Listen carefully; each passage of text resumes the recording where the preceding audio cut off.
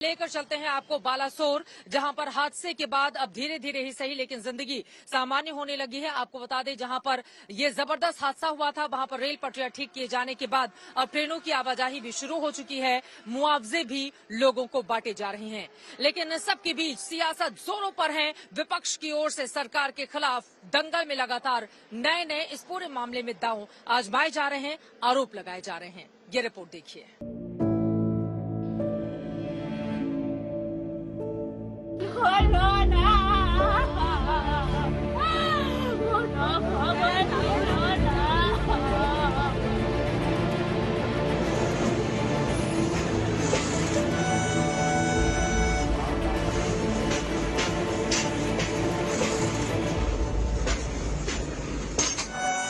जिस ट्रैक पर शुक्रवार की रात मौत बरसी थी, उसी ट्रैक पर एक बार फिर से हालात सामान्य हुए हैं। उसी ट्रैक पर फिर से दौड़ने लगी है ट्रेन, उसी रास्ते से गुजरने लगे हैं मुसाफिर अपनी अपनी मंजिलों की ओर। ये देखिए एक ट्रेन, ये जो मेरे बगल में आप चलते हुए देख रहे हैं, दरअसल ये उसी रूट से होकर गुजरेगी जहां पर ये बड़ा हादसा हुआ था।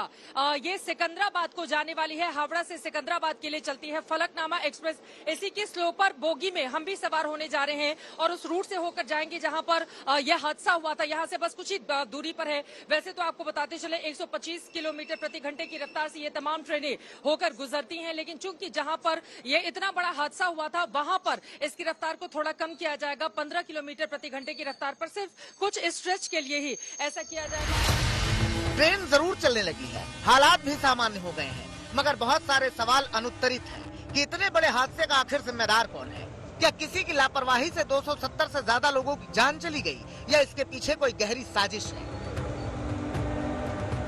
इन तमाम सवालों का जवाब ढूंढने की जिम्मेदारी रेलवे सेफ्टी कमिश्नर को सौंप दी गई है। जांच शुरू हो गई है। जांच अधिकारी बहनगा रेलवे स्टेशन पहुंच चुके हैं और कर्मचारियों से पूछताछ कर रहे हैं। बहनगा रेलवे स्टेशन के मास्टर को जांच पूरी होने तक दूसरे स्टेशन पर भेज दिया गया है कि फिलहाल उसे इस काम से हटाकर खुर्दा स्टेशन में भेजा गया है और वहां पर तैनात की है। दरअसल ये एक प्रोटोकॉल है जिसके भूमिका इस तरीके के रेल हादसे के बाद रेलवे की इन्वेस्टिगेशन के दायरे में आ जाती है, तो उन्हें वहां से हटाकर दूसरे ड्यूटी में दी जाती है। हम दिखा रहे हैं बहनगा रेलवे स्टेशन के कंट्रोल रूम में उस दिन सब कुछ ठीक चल रहा था, सिग्नलिंग सिस्टम एकदम ठीक था। फिर आखिर ऐसा क्या हुआ कि दो ट्रेन आपस में टकरा गई? कहा जा रहा है कि बहानगर स्टेशन के इंटरलॉकिंग सिस्टम बहुत ही एडवांस एक इंटरलॉकिंग सिस्टम जो यहाँ पर इंस्टॉल्ड है और इस कारण से इस तरीके से मैनुअली जो चूक है वो नहीं हो सकता। शायद मैनुअली वहाँ पर छेड़छाड़ किया गया होगा। कई ऐसे सवाल हैं जिनके जवाब ढूंढने बेहद जरूरी है। हादसे की जिम्मेदारी तय करने के लिए रेलवे भले ही जांच कर रही हो, लेकिन सीबीआई जांच की भी सिफारिश की गई है। आगे की इंक्वायरी के लिए, आगे के इन्वेस्टिगेशन के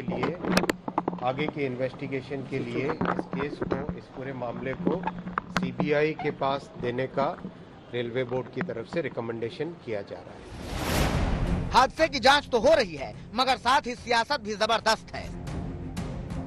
कांग्रेस के मुखिया मल्लिकार्जुन खड़गे ने प्रधानमंत्री नरेंद्र मोदी को चिट्ठी लिखी है और खेद जताया है। उन्होंने लिखा कि मुझे खेद है कि रेलवे को बुनियादी स्तर पर मजबूत करने की बजाय खबरों में बने रहने के लिए सतही टचअप दिया जा रहा है। रेलवे को अधिक प्रभावी, अधिक उन्नत और अधिक कुशल बनाने के बजाय इसके साथ सौतेला व्यवहार किया जा रहा है। लगातार गलत निर्णय लेने के चलते रेल यात्रा को असुरक्षित बना दिया गया है और हमारे लोगों की समस्याएं बढ़ रही है।